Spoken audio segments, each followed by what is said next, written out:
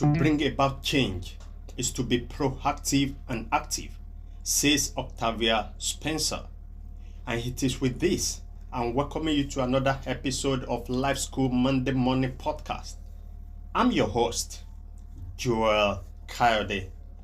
So in this episode, let's discuss about how to make your life count by being valuable. So this episode, I have titled, Quit Spectating. Quit Spectating. So let's discuss. Ladies and gentlemen, every sports or game usually have four major stakeholders to make it a worthwhile event. And this includes the organizers, the sponsors, the players, and of course, the spectators. While the organizers take their time and money for profits, the sponsors are also expecting returns on their input. Likewise, the players are the main actors putting in their efforts and dexterities to make the event a successful one with assurance of their take-homes. While these other three stakeholders have financial and other rewards on their inputs, all that spectators get as dividend for their contributions is just emotional thrill and dissipated energy, and of course, the lifelong memory of the highlights. Yet, they are necessary part and stakeholder of every sport event. How crucial spectators could be to any event was made known in the course of COVID-19 era, when spectators were banned from the fees and events. This does not only affected the organizers and players' income, but even the morale and enthusiasm of players wasn't at top notch because there was no fans to spur them on. It was all a dull moment. And that explained how crucial the spectators are to these events. But as pertinent as spectators are to every games and event, they are bet givers who never receive in return, at least not in the monetary values which they contributed. Spectators are watchers who made the loudest noise to keep an event alive and enjoyable, but never receive any tangible form of return on their investment. Now, let's juxtapose this in the real life situation. My dear friend, life itself is one big event and could be likened to a game.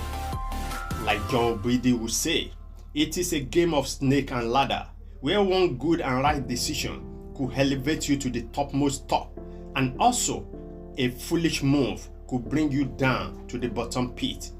Ladies and gentlemen, life is such a big platform with the capacity to contain as many live players and actors as are ready to perform.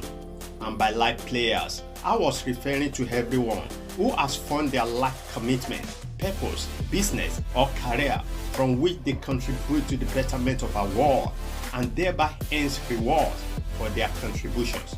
Such fellow could be the doctor, the engineer, the teacher, the mechanic, the fashion designer, the inventor, entertainer, a marketer, and everyone and other medium by which one could contribute to the betterment of the world. These are those I referred to as life players, everyone who mind their business and on the go to contribute one value or the other. These are life players. On the other hand, are the life spectators. This set of people are like parasites that does no one any good, beside the fact that as humans, we are social beings, so they are always there to keep other people's company and cheer up others in life. Life spectators left their potential uncultivated and their inherent abilities stayed fallow.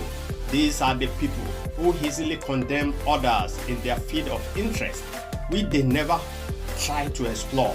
A live spectator will easily spot errors in another singer's song, but she has never stepped into the studio for once.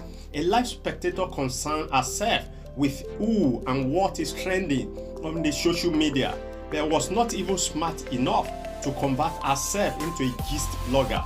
Instead, she became a rumor monger. A live spectator could be so conversant with sports, mentioning different players' names, their club and wages accurately, but never dare to convert his skill into commercial value. Rather, he preferred to be a famous street analyst, but a broke pocket sport encyclopedia on the street. Ladies and gentlemen, it is time to quit spectating and start playing your own role in the theater of life. You have moved around that mountain enough. It is time to move forward. You have been on this same spot of life before all the small boys and girls in the neighborhood got admission and now graduated. Yet, you are static. And you know deep down in your mind that your passion for fashion designing, music, information technology, marketing, or any other field deep down in your mind is a top notch, and you can actually do better than most celebrated designers, musicians, IT specialists, and some others currently leading that industry. But your lack of self-discipline has kept you at bay from what is possible with you, and the lack of self-discipline to get your needed training is what stopped you from get going. My dear friend, it is time to dare that deep down desire of yours and actual self-discipline to go for the needed training. So just quit spectating and act instead. The difference between you and those you are admiring in your field of interest isn't more about their better talents and gifts than you do. The difference is in daring to do and the self-discipline to keep at it. Dear friend, enough of being a spectator and allowing all the goodies that life has to offer to pass you by. Instead, dare something, and I mean anything of value. At least if you can't fly, try to run, and if you can't run, keep walking. If you can't walk, at worst, dare to crawl. But the point I'm passing across to you is, it is time to make your life count, and let it count now. So make this week the beginning of your life transformation. Mind you, positive changes only come by being proactive to lead your life in the desired direction. Yes, there will still be a change in 5 years to come, but it will surely be a change you never envisage. So why don't you take your life bull by the horn instead? My dear friend, set your desire for a fruitful life in motion now, and in return, life will reward you for your contributions with your desired transformation. But quit spectating, because it is never a good principle for living. And that is the education and inspiration I have brought your way for this week. So till I come your way again, I say cheers to your fruitful life.